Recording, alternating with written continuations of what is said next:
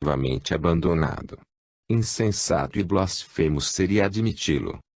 O que há, segundo já noutro lugar o assinalamos, é a terminação de um ciclo vital, de evolutivo transitoriamente convertido em involutivo, da humanidade, para recomeço de um outro, de mais dilatado e verdadeira civilização.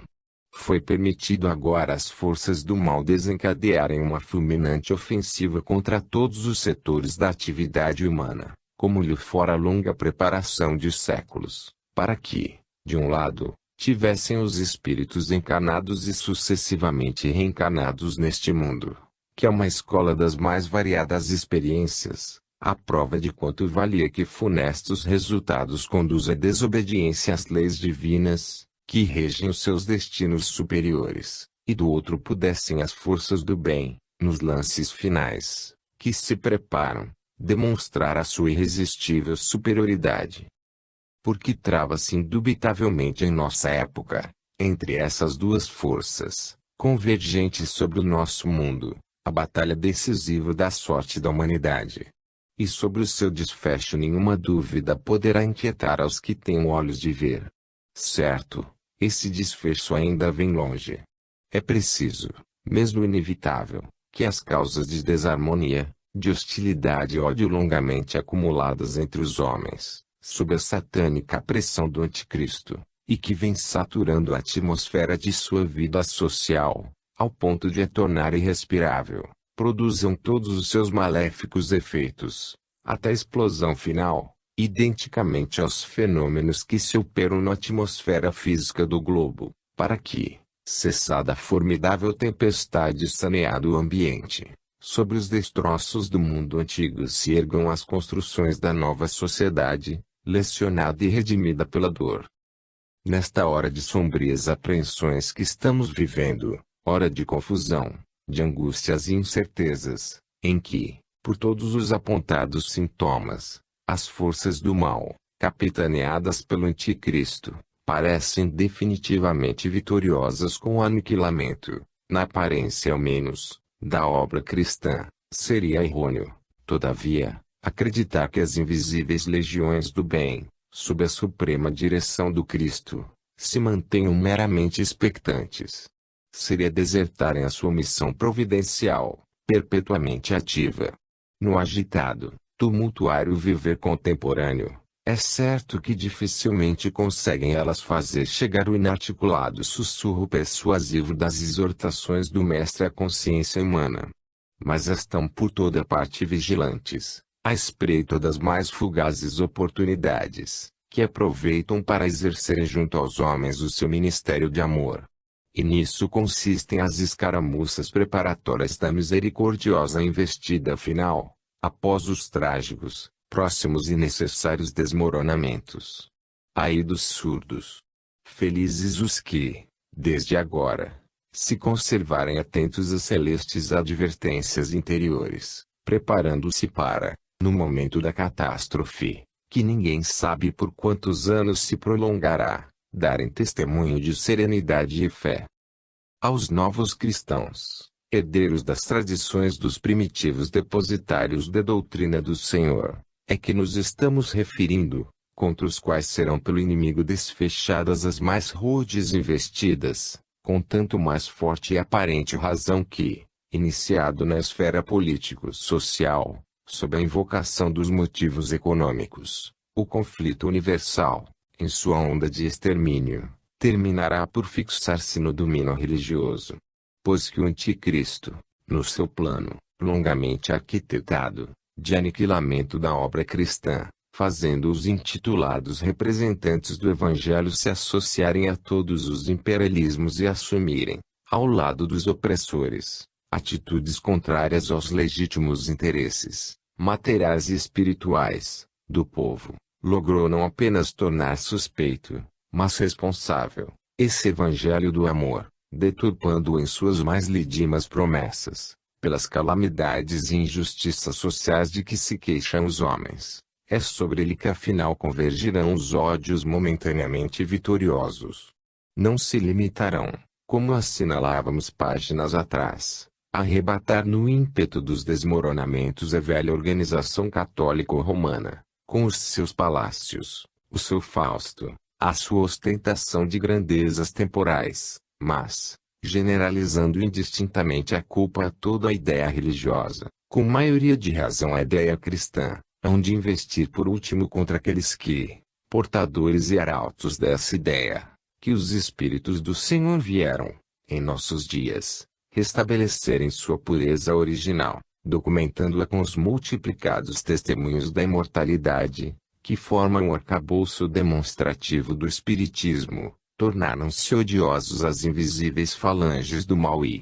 portanto, aos seus inconscientes e fascinados instrumentos no plano visível. Nicolau Berdyaev, em sua obra, já por nós citada, Una Nueva Edad Media, emite idêntica opinião acerca do caráter que revestirá o conflito entre os elementos do mundo velho, que se esboroa, e as forças renovadoras da futura sociedade mundial, em Gestação, quando assim se pronuncia, página 89. A desagregação do reino secular, humanista é de termo médio, a descoberta, em todas as ordens, de princípios opostos como polos, constituem signos da caducidade da época sem religião dos tempos modernos, do começo de uma época religiosa, de uma nova época medieval. Não quer isso dizer, acentua, que na nova Idade Média triunfará de modo absoluto, em relação à quantidade, a religião do Deus verdadeiro, a religião do Cristo. Significa, sim, que nessa época toda a vida e todos os seus aspectos serão colocados sob o signo da luta religiosa, da manifestação dos princípios religiosos extremos. A época da luta intensa entre a religião de Deus e a religião do diabo, entre os princípios cristãos e anticristãos, já não será uma época secular senão religiosa, uma época de tipo sagrado, ainda quando lograssem dominar quantitativamente a religião de Satanás e o espírito do anticristo. Por isso o comunismo russo, com o desenvolvimento que traz do drama religioso, pertence já à nova Idade Média, não à velha história moderna. De que os conflitos internos, travados inicialmente na Europa com o caráter político-social, sob o pretexto de segurança econômica, e que virão a ter inevitável repercussão no cenário americano, revestirão consecutivamente o aspecto do drama religioso previsto por Berdyaev que, de resto, o testemunhou pessoalmente em sua pátria. É prova que, por exemplo, se está passando na Alemanha.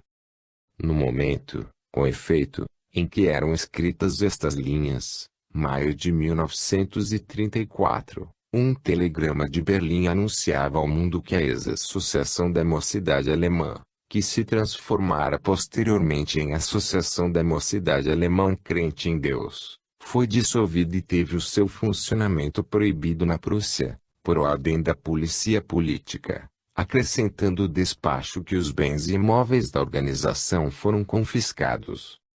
Outros sucessos anteriores, de natureza semelhante, já haviam, de resto, denunciado essa feição antirreligiosa, não apenas antissectária, para que vinha resvalando a organização nazista na Alemanha, iniciada e prosseguida com um caráter de exaltado nacionalismo. E assim virá, por toda parte, a suceder. O Brasil, não tanto por sua situação geográfica, afastada dos núcleos centrais do conflito europeu, como por seu destino histórico e espiritual no continente americano, e ainda pela conformação psicológica de seus afortunados habitantes, nascidos sob a predestinação do signo do cruzeiro, não será, provavelmente induzido a intervir, em escala apreciável, na peleja internacional, mesmo porque, insistamos, outros são, a seu respeito os desígnios da providência, que nele, por tantos característicos indícios, parece haver localizado, como refúgio dos povos, na hora final do esgotamento, a terra da promissão. Sem embargo, todavia, da relativa penúria de seus recursos econômicos e do seu aparelhamento militar, que o inabilita, e por fortuna, para uma colaboração eficiente na nova, espantosa conflagração, não poderá esquivar-se de nela tomar parte.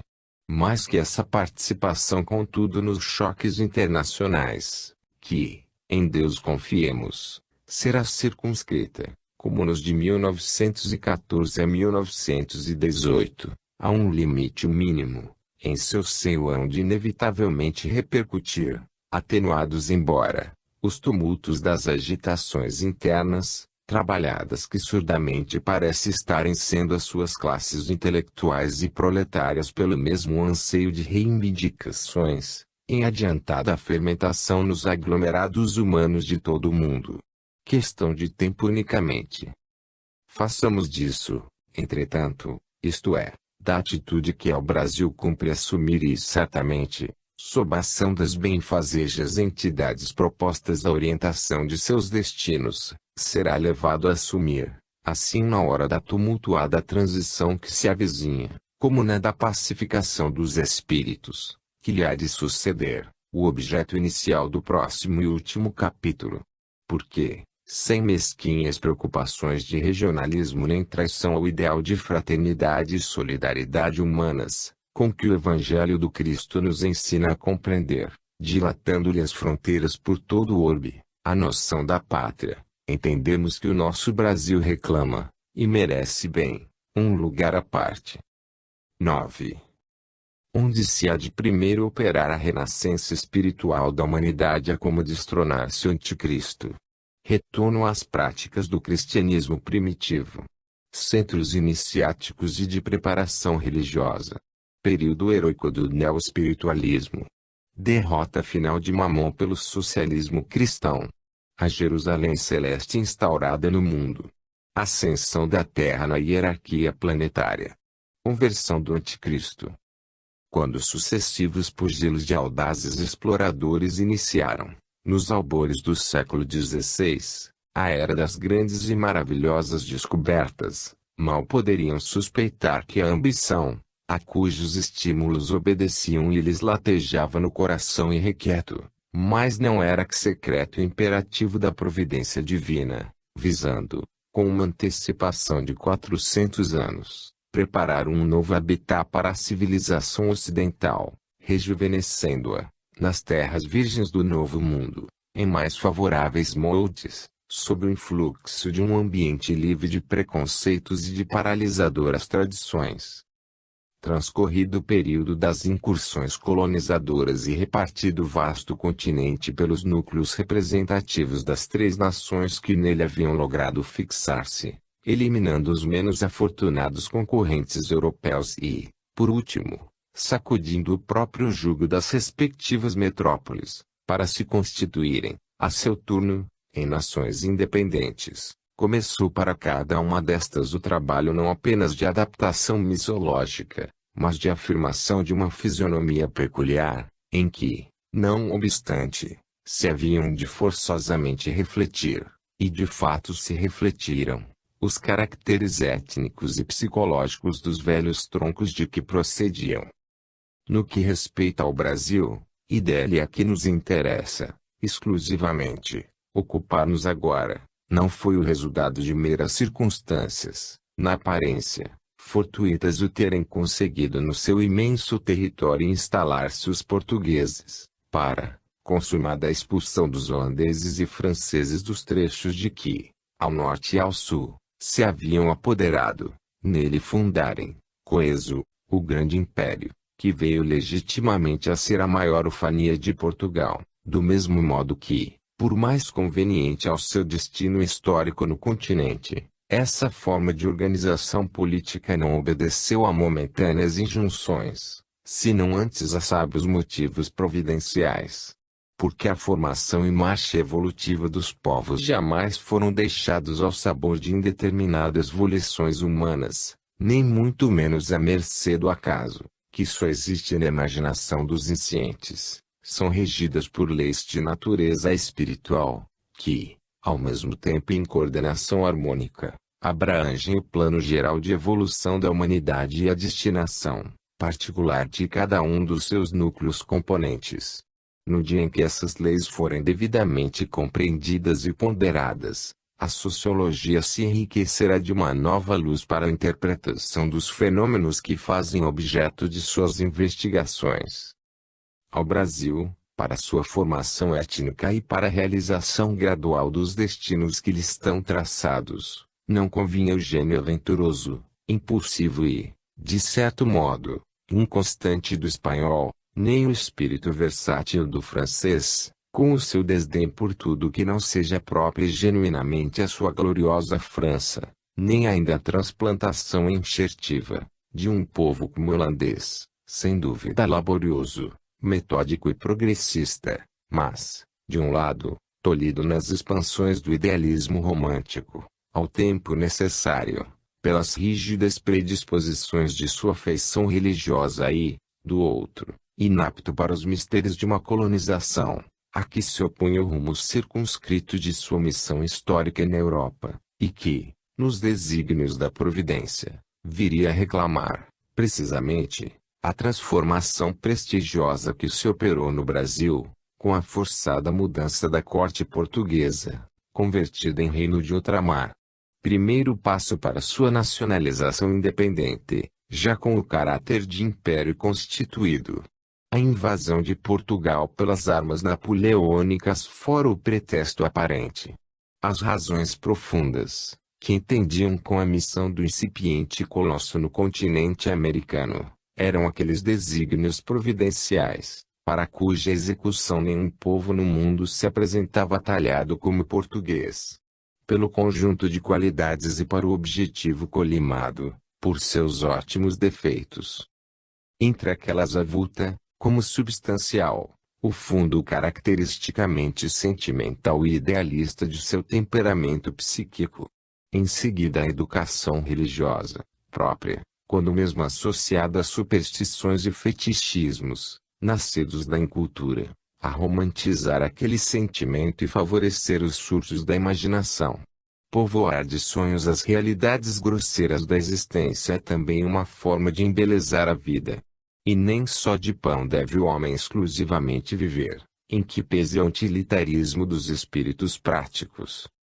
Acrescentemos que a pertinácia no trabalho, a índole pacífica, a paciente resignação, a humilde conformidade que, sobretudo nas classes menos cultas, fazem o apanágio do português, eram outras tantas virtudes reclamadas para a lenta elaboração da nova nacionalidade, e que a própria ausência do espírito de arrojadas iniciativas, apontada entre os defeitos dos colonizadores do Brasil, como o principal motivo de sua marcha retardatária na senda dos progressos materiais, constituía, entretanto, elemento necessário ao equilíbrio do seu desenvolvimento moral, e ainda nisso não será difícil encontrar as razões da preferência a esse povo providencialmente para a missão que lhe cumpria que realizar. Desenvolvendo-se, com efeito, em duas linhas paralelas, progresso material e progresso moral, o destino dos povos, teria o Brasil atraiçoado o seu, se, como veio a suceder na América do Norte, o progresso material nele se desenvolvesse, avantajado e prematuramente, ao ponto de atrofiar, a certos respeitos, a linha do progresso moral. Mas o brasileiro, de resto, ainda não fixado no tipo étnico definitivo a que se encaminha e permanece no estado de elaboração, apenas esboçado em suas linhas essenciais, não é um prolongamento unilateral do lusitano. Produto, fusionado, de três raças, duas das quais reputadas inferiores, somente a africana, porém, a nosso ver, devendo como tal ser tipicamente considerada, ao aborígene melhor convindo a classificação de primitiva, neles se veem de certo modo reproduzidas, transformadas contudo, sob a influência do fator espiritual, as qualidades de cada uma delas. Sob esse influxo transformador, propositadamente o diremos, porque os caracteres psicológicos de um povo, do mesmo modo que de cada uma das unidades individuais que o constituem, qualquer que seja a ação dos fatores biológicos e cósmicos, indubitavelmente, exercida em sua formação e ulteriores modificações, residem substancialmente no espírito. Assim, se nas expressões da fisionomia moral do homem brasileiro pode ser surpreendido um reflexo do instinto de liberdade e independência do autóctono americano, paradoxalmente aliado à intrínseca humildade, à submissão e ternura de sentimentos do africano, que edificantes poemas foram, neste sentido, vividos pelas escravas pretas, integradas na família brasileira. Completado esse reflexo com o das apontadas qualidades do homem português, tão isento do orgulhoso preconceito de raças que, sem repugnância, num oportuno caldeamento, se misturou com as outras, gerando um novo tipo original. É certo que, não podendo a matéria dar o que não possui, esse complexo de qualidades, com a equivalente sombra de seus defeitos, se inseria na trama interior dos espíritos, encaminhados à terra da Santa Cruz, para nela fundarem, desenvolvendo em seus mais altos significados, uma civilização verdadeiramente cristã. Lide a história do Brasil, nos lances de sua independência, de suas intervenções nas repúblicas vizinhas, sempre com um cavalheiresco espírito de emancipação e de altruísmo, na transformação de suas instituições, sobretudo na companhia pela abolição da escravatura, conduzida e consumada nos moldes de um idealismo generoso que constitui, assim para os que a sustentaram como para os que aceitaram, sem resistência material, o seu pacífico e vitorioso desenlace, o mais enobrecedor padrão que poderia recomendar os sentimentos de um povo. Contemplai as grandes figuras representativas de sua atividade em todas as esferas da vida nacional, na administração pública, nas letras, nas ciências, nas artes, e dizei-me se um povo que teve, na culminante direção de seus destinos, por mais de meio século, um missionário como Pedro II, assistido pelo modelo de virtudes cristãs que foi Teresa Cristina, a mãe dos brasileiros e que, para a afirmação de sua personalidade histórica, na breve e gloriosa fase inicial a que aludimos,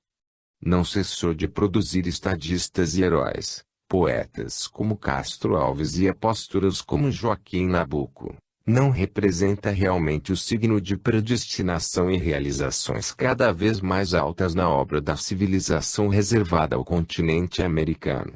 Depositário, como de resto, os demais povos nele fixados, do patrimônio espiritual da velha Europa, em cujas fontes, agora evanescentes, não cessará, por algum tempo mais, de abeberar-se, e sua missão, transformando-o, enriquecendo-o de novas conquistas de encaminhá-lo à consumação da maior de todas, isto é, fundar para exemplo e edificação do mundo, que ainda não conhece, a civilização verdadeiramente cristã. A essa excelsa investidura três predicados essenciais o recomendam: o culto da liberdade, favorável à assimilação de todas as ideias progressistas, afirmado e desenvolvido, no Império, sob a vigilância paternal do velho e benemérito monarca, o instinto fundamental de igualdade, que o torna alheio a todas as odiosas distinções de castas e de raças, considerando uma só toda a família humana, e finalmente o sentimento de fraternidade que, em meio das agitações políticas e da dissolução de costumes, que atualmente nos infelicitam, ainda forma o substrato de todas as nossas ações e se reflete assim na benignidade das leis como na indulgência, esquecimento por último, com que todas as coisas são julgadas, mesmo os atos mais criminosos dos nossos homens públicos. Desse esboço não pareça, todavia, resultar que tenhamos, os brasileiros, atingido o apuro conveniente ao desempenho da missão que nos cumpre realizar ou que nos tenhamos revelado à altura de suas graves responsabilidades. De modo algum. Afetados, porventura em atenuado grau, dos mesmos males de que enfermam as sociedades contemporâneas, resultantes da irreligiosidade substancial que se apoderou dos espíritos, mal dissimulada, em muitos, sob hipócritas aparências devocionais, cumpre-nos, como a todas, empreender um sério trabalho de regeneração moral, se queremos, de fato, corresponder aos desígnios da providência, colocando nosso Brasil na vanguarda do movimento renovador que, sob as inspirações do Cristo, se está, nas altas esferas espirituais, elaborando para todo o mundo. Mas se pedirá, disse ele, a quem mais se tiver dado. Ora, o povo brasileiro, portador não só dos excelentes predicados morais que acabamos de esboçar, mas de um desenvolvimento e vivacidade intelectual que, superiores aos de suas origens, surpreendem os que observam e se patenteiam assim nas classes instruídas como ainda nos homens incultos, principalmente nos obscuros habitantes dos sertões. Aludimos, em participar, aos filhos do norte, repentistas e improvisadores, tão acima do tipo, mentalmente retardatário, dos camponeses, por assim dizer, de toda parte, revela ser, geralmente, formado de espíritos, velhos jornadeantes do planeta, em cujo substrato psicológico, tanto vale dizer, nas profundezas do subconsciente, se acumularam, através de numerosas peregrinações, as mais variadas experiências e,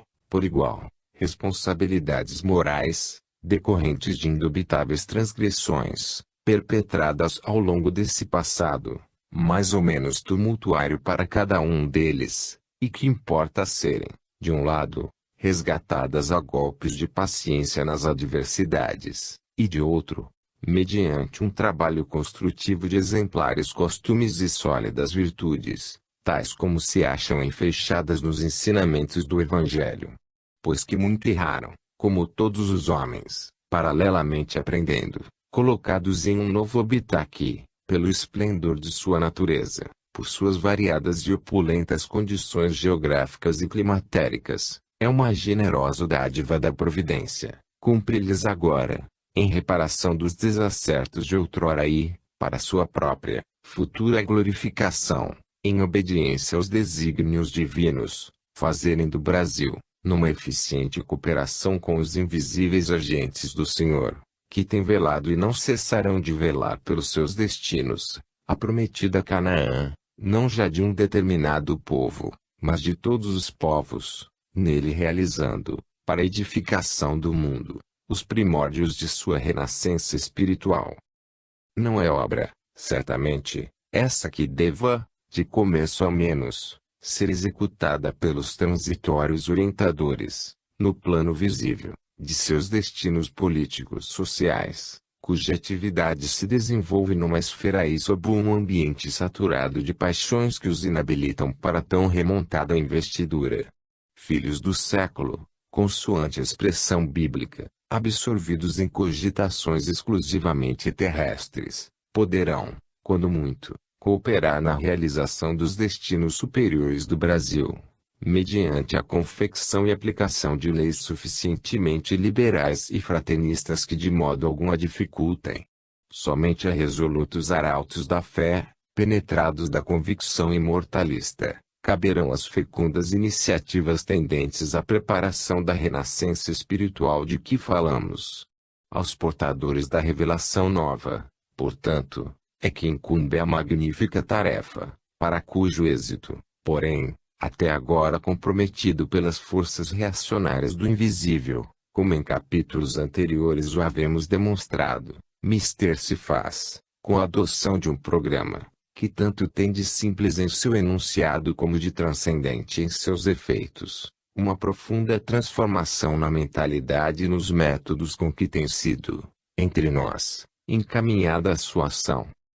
Esse programa pode ser, em sua mais simples expressão, formulado nestas duas regras fundamentais, sendo a segunda um desdobramento, ou consequência necessária da primeira, destronar o anticristo e, em seu lugar, entronizar o Cristo.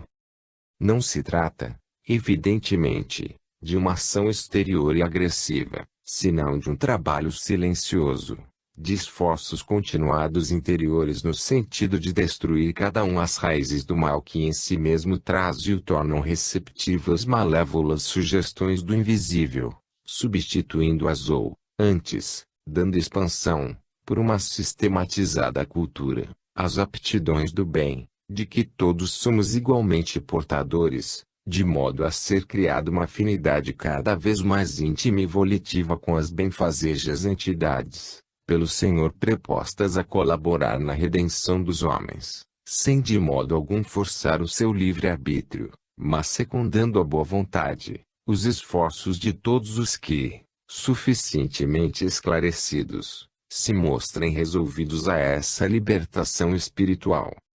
A execução de um tal programa depende preliminarmente mais que da admissão, da convicção, por ciência própria, da existência dos dois princípios em cuja demonstração tem consistido o tema central desta obra, os quais, em perpétuo conflito na economia espiritual do nosso mundo, têm como objeto de convergência a humanidade, sobre ela incessantemente agindo, o princípio do bem, cuja suprema expressão individualizada é o Cristo, e o princípio do mal, transitório por natureza, mas transitoriamente necessário, personificado no Anticristo, um e o outro com ramificações no complexo humano, sem o que não se poderia exercer a dualidade da sua ação.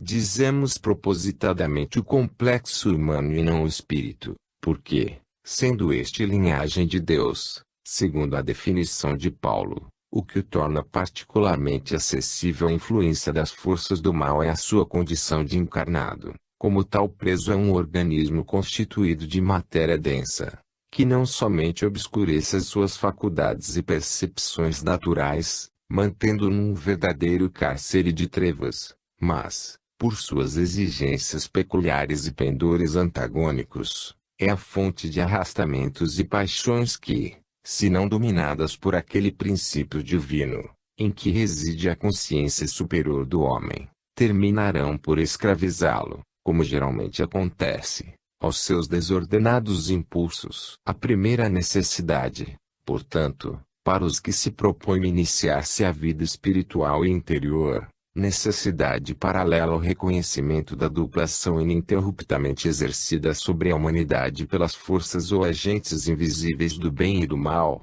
é fazerem a distinção entre a personalidade, que é o homem exterior, com os seus apetites e inclinações próprias, e a individualidade, isto é, o espírito ou ego divino e imortal que anima e a cujas determinações terá que submeter-se, num fecundo e enobrecedor consórcio. Mas não o fará, nem geralmente o faz, na quase totalidade dos humanos, inteiramente cegos acerca dessa distinção fundamental, a não ser que, mediante adequados exercícios, completados na vida ordinária pela observância e aplicação prática dos ensinamentos aprendidos nas reuniões de estudo em que tais exercícios se efetuem, uma espécie de transfusão, de começo imperceptível, por último acentuada, se opere da consciência superior e individual na consciência, por assim dizer, superficial e inferior do homem,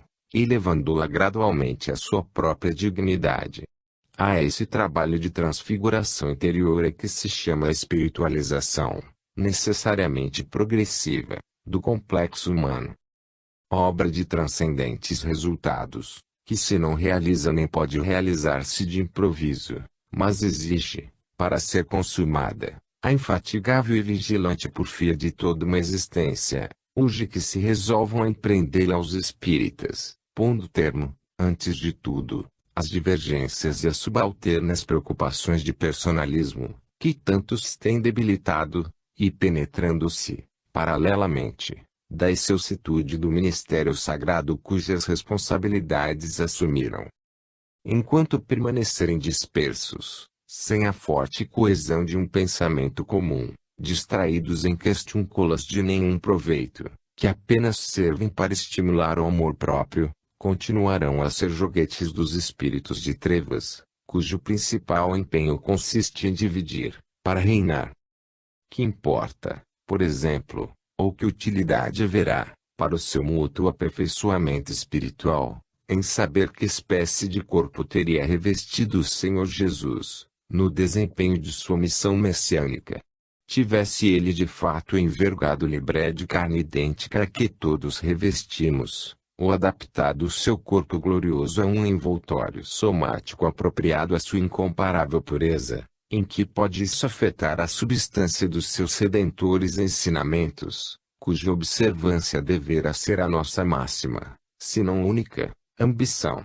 Acreditam porventura honrá-los que, no primeiro caso, o querem humilhado até a participação em nossas mesmas grosseiras contingências e necessidades corporais, ou ser-lhe agradáveis, no último, os que fazem questão fechada de uma corporeidade especial, que só pode ser objeto não de estéreis e irritantes discussões, mas de um discernimento acessível unicamente ao espírito recolhido e humilde. Semelhantes dissídios, levados ao extremo, como temos visto com desgosto, de injúrias pessoais, não somente constituem desrespeito ao nosso divino Salvador, que nos quer benevolentes e fraternos, cessando de fazer do seu nome pretexto de discórdias e contradições, mas alienam automaticamente dos seus promotores, convertidos em instrumentos de escândalo, a benfazer de assistência dos enviados do Senhor, que lhes é tão necessária,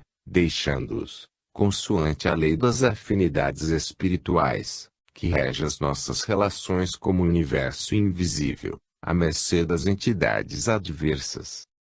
Não menos funesto ao espírito de harmonia e de fraternidade, indispensável à eficiência do nosso apostolado, é o que geralmente ocorre na organização e funcionamento das agremiações espíritas, cujo programa, com exclusão não raro de todo estudo teórico da doutrina, consiste no imoderado comércio com os seres de além-túmulo, tanto mais nocivo quanto é praticado à revelia de toda a preparação espiritual e nas mais desfavoráveis condições, já não diremos de observação científica dos fenômenos, que dessa nem mesmo se cogita, mas de fiscalização e discernimento dos manifestantes. Fonte de abusos e superstições e, o que é pior, motivo do mais perigoso ascendente, sobre diretores e assistentes, da parte dos seres maléficos do invisível que, prevalecendo-se da credulidade imprudente com que tais práticas são empreendidas,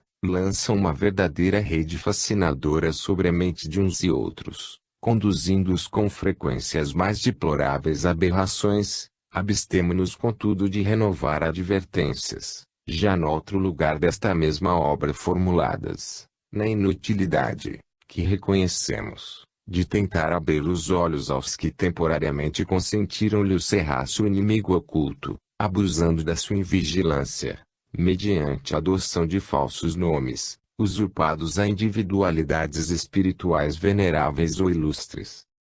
Seremos mais felizes, pretendendo fazer ouvir nossa palavra, desautorizada, mas sincera e experiente, a outros diretores de associações, intelectualmente esclarecidos, mas, por isso mesmo presumindo-se imunes das sorrateiras fascinações do anticristo ou seus agentes, e que, vítimas de idêntica invigilância e de uma inexperiência de outra ordem, não têm podido salvaguardar o depósito sagrado, que certamente amam, de interferências malfazejas, para neutralizar as quais não basta a mera vontade, muito menos a confiança própria, gerada, quando não intencionalmente suscitada do invisível, pela presunção do saber. O que a experiência, durante anos consecutivos adquirida, nos tem patenteado e o que sabemos da tenacidade com que operam as forças do mal, não nos deixam infelizmente ilusões a tal respeito. De todo modo, porém, como somente aquele, que sonda os corações e os rins, segundo a expressão bíblica, sabe onde se encontram os ânimos predispostos a agasalhar as advertências da verdade, entremos no desenvolvimento do programa que vínhamos traçando, sem cogitar de quem se resolva ou não adotá-lo, embora nos pareça que o momento, singularmente grave, que atravessamos, aconselharia uma verdadeira união sagrada, união de todos os que nos temos feito depositários da revelação espírita, em torno do Evangelho do Amor, que é o alvo das investidas reacionárias e exige de nossa parte, Se o queremos triunfante no coração dos homens, o sacrifício de tudo que em nós seja contrário ao espírito de abnegação e de renúncia, que o Mestre erigiu em condição primordial impostos a quantos aspirem a excelsa investidura de discípulos seus. Não o disse ele. Quem quiser vir após mim, negue-se a si mesmo, tome a sua cruz e siga-me. A execução do programa, que preconizamos, importa num retorno às práticas do cristianismo primitivo, não tanto em sua organização exterior, de resto aproximadamente observada em muitas agremiações de nossos dias, mas sobretudo no espírito que animava os primeiros depositários da palavra do Senhor. Contemporâneos de uma época, por tanto significativos aspectos, semelhante à em que vivemos, sob a iminência de favoráveis desmoronamentos do mundo antigo, saturada de ódios e de inquietações, foi pelo incomparável prestígio do amor que os vinculava, traduzido em obras de misericórdia e de assistência mútua, que lograram neutralizar as investidas furiosas dos espíritos de trevas, que haviam preparado a tragédia do Calvário e permaneciam obstinados na intencional destruição da obra cristã incipiente. A esses assaltos externos opondo uma fé inquebrantável na assistência do Mestre, cujo nome intrepidamente confessavam, fosse para isso necessário afrontar desprezos e martírios. Quando se reuniam, para orar e estudar em comum, o objeto de suas meditações era a boa nova da imortalidade, que por sua vez transmitiriam aos homens, tendo como fundamento os dois grandes princípios em torno dos quais se desdobrava o código dos novos direitos que haviam de revolucionar o mundo: a paternidade divina e a fraternidade humana. Os atos da vida do Filho de Deus e os seus comovedores ensinamentos, conservados ao começo na tradição oral e só mais tarde reduzidos a escrito, constituíam outros tantos assuntos de estudo e de edificantes comentários, tendentes a estimular em seus corações os anseios de perfeição, que os faziam cada vez mais unidos. E se, pelo exercício dos dons espirituais, como se denominavam então as faculdades mediúnicas, segundo vimos anteriormente no testemunho de Paulo, cultivavam relações ostensivas com os seres do mundo invisível, constituíam tais práticas um elemento meramente acessório de suas reuniões, em confirmação do grande princípio imortalista, que as motivava. Num sentido idêntico, mas sobretudo, insistimos, no espírito que animava aquelas assembleias de crentes, espírito de amor e de humildade e fé, não dos lábios, mas sentido elevado à prática em suas mútuas relações, é que importa serem organizados, no seio do espiritismo, os centros iniciáticos e de preparação religiosa que, pela intensa cultura dos seus membros, torne possível, mesmo que não seja mais que em limitada escala, a formação de sólidos núcleos assim de pacífica resistência à formidável pressão dos elementos reacionários do invisível, desencadeados, já o advertimos, numa fulminante investida contra a obra cristã e os seus escassos e abnegados servidores atuais, como de intrépida afirmação de fidelidade às virtudes que o Mestre, em todos os tempos, exige de seus imitadores e que, únicas, nos permitirão, entronizando em nossos corações, nos libertar da servidão a que nos tem, como a todo mundo, submetido o Anticristo. Uma experiência de cerca de 40 anos consecutivos nos autoriza a afirmar a excelência dos exercícios que, em tal sentido, como parte integrante do programa a ser observado, comporta o funcionamento do que denominamos centros iniciáticos e de preparação religiosa.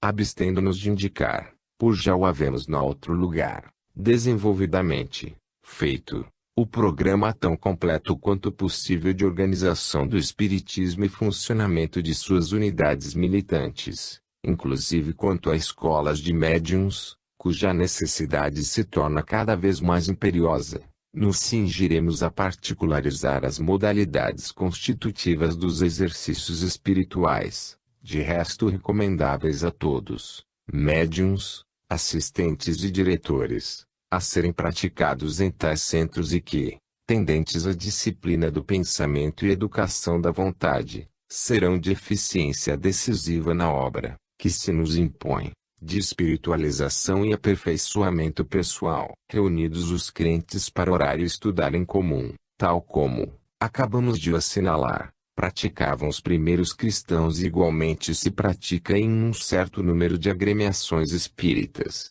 A primeira ideia que se deve ter é da magnitude do ato e de sua natureza verdadeiramente sagrada. Que se vai ali, com efeito, buscar senão a convivência invisível, quando não ostensiva, com os seres do universo espiritual, devendo ser naturalmente preferida dos mais elevados e puros, cujos ensinamentos ou cuja simples presença, pelas suaves e purificadoras irradiações de que são portadores, tem a significação de uma verdadeira visitação celeste. Tais elevados seres, integrados na vasta corrente das forças do bem, convergentes sobre a humanidade, pairam sem dúvida em torno e acima dos homens, prontos a favorecer os seus movimentos interiores no mesmo sentido que os orienta, obedientes à direção do Mestre Divino, mas, para nos tornarmos receptivos às suas aspirações e efetiva assistência, é necessário que lhes ofereçamos, como ponto de afinidade e de contato, se uma mente esclarecida pela fé, sobretudo um coração ungido de humildade e amor, completadas essas condições por uma vontade firme de sermos por eles beneficiados, respeitadores que são do nosso livre-arbítrio, que jamais violam.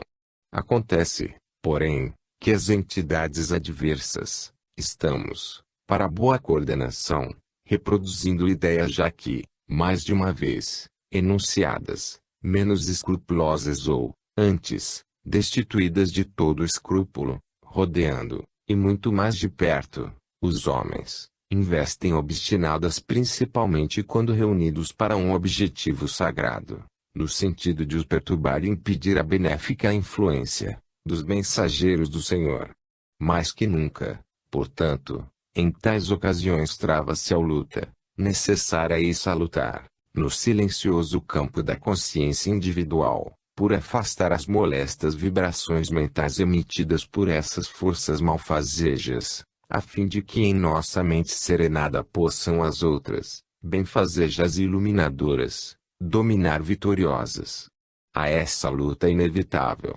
conveniente ao desenvolvimento de nossas energias espirituais, devem resolver-se os crentes, se querem de fato, dedicando-se à obra de regeneração de seus semelhantes e à sua própria, nesse caso inscrevendo-se entre os legionários do Senhor, operará a ascensão interna que definitivamente os emancipe de tributários do Anticristo.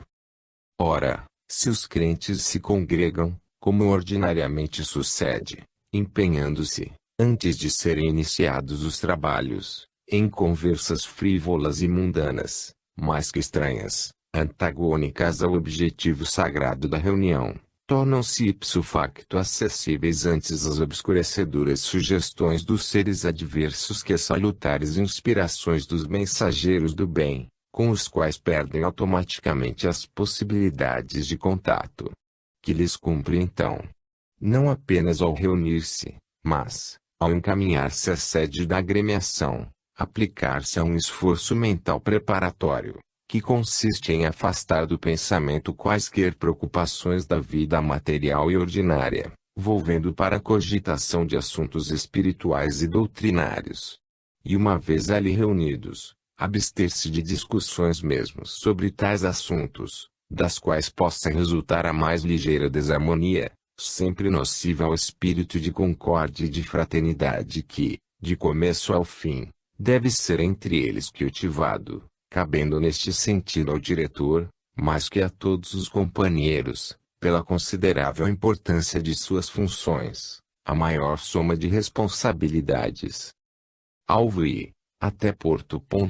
Eixo central de convergência das forças espirituais de dupla natureza em ação sobre a Assembleia, de sua indefesa vigilância e do seu extremo cuidado em conservar-se, por um perfeito recolhimento mental, receptivo às sábias inspirações dos enviados do Senhor, depende em grande parte o êxito dos trabalhos.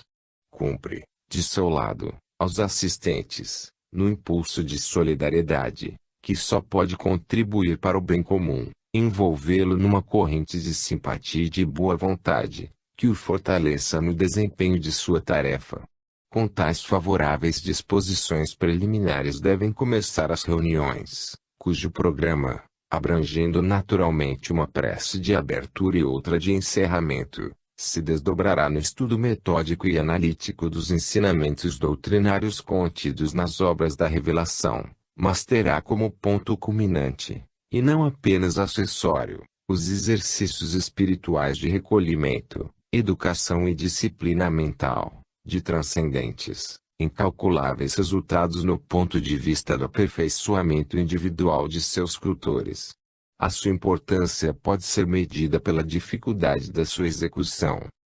Porque trata-se de dominar, dirigir e encaminhar aos mais nobres e elevados objetivos essa força prodigiosa, desordenada na quase totalidade dos humanos, incoercível em tal caso, que é o nosso pensamento. Só os que se têm aplicado aos exercícios, de que falamos, conhecem o gigantesco esforço que é necessário desenvolver, ao começo quase nulo, mas cada vez mais acentuado, em sua eficiência, à medida que, durante anos consecutivos, se vai repetindo, para obter-se disciplina e o domínio das próprias forças mentais, chave, entretanto, da subjugação de nossa natureza inferior e sua obediência às superiores determinações do nosso espírito. Sem essa educação mental, nenhum progresso duradouro e eficaz será possível no sentido de nossa perfeita espiritualização, devendo ser,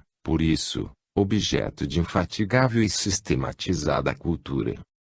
O silêncio completo, demorado, renovado a intervalos, é a sua primeira, indispensável condição, nele consistindo o esforço preparatório dos exercícios mentais. Assim, ao serem iniciados os trabalhos e antes de proferida pelo diretor a prece de abertura, devem-lhe todos os assistentes, não apenas um breve instante, como temos visto praticado por diretores inexpertos, mas durante o tempo necessário à harmonização das vibrações mentais da Assembleia, tempo que pode variar consoante as disposições e adestramento do círculo, mas cuja duração, pelos efeitos obtidos, só a experiência poderá ir praticamente indicando. Devem todos, dizemos, guardar o mais completo e imperturbável silêncio, assim externo como interior.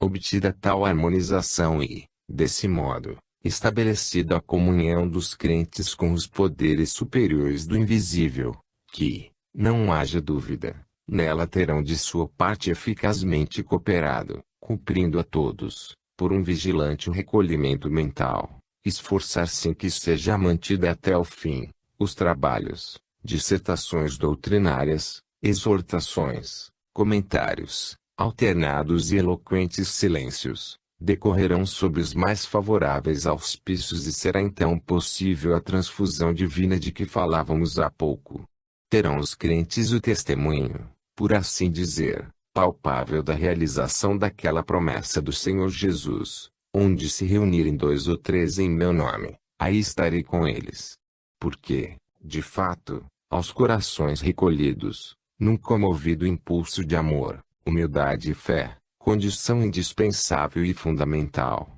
descerão os santificadores eflúvios da visitação celeste. A essa iluminadora comunhão é que o Divino Mestre denominava o mistério do reino dos céus, comunicado às consciências predispostas e proporcionado, em sua extensão e profundeza, a capacidade receptiva de cada uma, na medida, portanto, das virtudes pacientemente acrisoladas, antes que do saber adquirido. Fonte da inefável transfiguração do homem velho no homem novo, consoante a expressão bíblica, ou seja, da transfusão, a que aludíamos páginas atrás, da consciência superior na consciência ordinária ou inferior, elevando-a gradualmente à sua própria dignidade e nobreza. Não deve ser por isso unicamente procurado esse contato divino em as reuniões periódicas de que nos ocupamos. para que sejam duradouros e cada vez mais profundos os seus efeitos. Importa ao crente de tal modo viver, abstendo-se, por uma vigilância infatigável, de todos os hábitos viciosos do passado e de todo pensamento impuro, santificando, numa palavra, os próprios sentimentos, que, embora em menor escala, o possa com frequência obter, assim em sua prece matinal e à noite, ao recolher-se, como intervalos, em meio de suas mesmas ocupações habituais, a todo momento, em suma, que lhe seja um silencioso e rápido surto mental ao seio de Deus. Mediante essa diligente preparação, tornada um salutaríssimo hábito cotidiano, firmar-se-á em nós a certeza da assistência divina e, do mesmo modo que os primeiros cristãos que, nos prodigiosos impulsos de sua fé realizadora, sentiam-se positivamente assistidos pelo Mestre, poderemos então, a nosso turno, arautos do seu Evangelho renovado, desempenhar o mandato de que nos tem misericordiosamente investido. Porque também a nós, em meio dos desvarios e corrupção do nosso tempo, nos recomenda ele pela voz de seus excelsos mensageiros, e anunciai o reino de Deus. Sabido o que significa essa expressão e em que consiste a sua realidade substancial, pois que o próprio Mestre a defluiu como um estado da alma, advertindo, o reino de Deus não virá com sinais e mostras exteriores, pois que ele está dentro de vós, para que o possamos consumar pessoalmente e anunciar ao mundo, com a única autoridade do exemplo, a proximidade do seu advento generalizado, é que os se fazem necessários, com o programa de vida que temos esboçado, vida não apenas de incorruptíveis costumes e integridade moral, inacessível a todas as seduções do século, mas inteiramente votada ao amor e ao serviço dos nossos semelhantes, os exercícios espirituais de que falamos, tendentes a desenvolver as divinas possibilidades que em nós jazem adormecidas. Não serão muitos os de infibratura resistente, aptos, por sua irredutível tenacidade, à realização da ingente e magnífica tarefa. Com uma lúcida visão das formidáveis dificuldades que acarreta e fariam esmorecer os ânimos mais fortes, se os não abroquelasse indefesa vigilância, o ignorado autor da imitação de Cristo põe espiritualmente na boca do Mestre a salutar advertência. Assim como meu Pai me amou, também a vós vos amei eu. Com estas palavras a meus diletos discípulos não os mandei gozar as temporais delícias, mas sustentar grandes combates, não ocupar as honras do mundo, senão sofrer ignomínias, não viver na ociosidade, mas nos trabalhos, nem repousar, antes, sim, trazerem fruto copioso da sua paciência. Não esqueças, filho, estas palavras. Não bastará, com efeito, aos novos portadores do Evangelho, provocando, involuntariamente, as iras do maligno, terem que empenhar as mais rijas pelejas interiores, para realizarem no santuário de sua alma o reino de Deus, triunfando de todas as tentações com que a cada passo os procura transviar da senda regeneradora. Está a chegar o tempo, seja-nos lícito insistir, em que, assessoradas pelas forças do mal, as potências humanas, após os formidáveis cataclismos políticos sociais que se avizinham, para a subversão do velho mundo, elegerão como vítimas da derrocada final os representantes do pensamento cristão, nos países pretensamente civilizados, mas em que subsistem vivazes os germens da primitiva barbaria, impondo-lhes, tanto quanto a previsão humana é possível alcançar, os mais pesados tributos de sangue, noutros, como particularmente no nosso Brasil, revestindo ódio reacionário inesperadas, posto que menos violentas, formas de perseguição. Significativas têm sido realmente nos últimos anos as manobras da Igreja Romana entre nós, segundo já o temos indicado, no sentido de assegurar-se uma situação de privilégio, apoiada nos poderes públicos, aparentemente em nome do que fazem acreditar ser a maioria católica do povo brasileiro, mas com o dissimulado e remoto objetivo de sufocar o desenvolvimento de toda ideia religiosa que não seja o seu credo interesseiro, dogmático e intolerante, visando em particular o Espiritismo, como arauto do Evangelho renovador.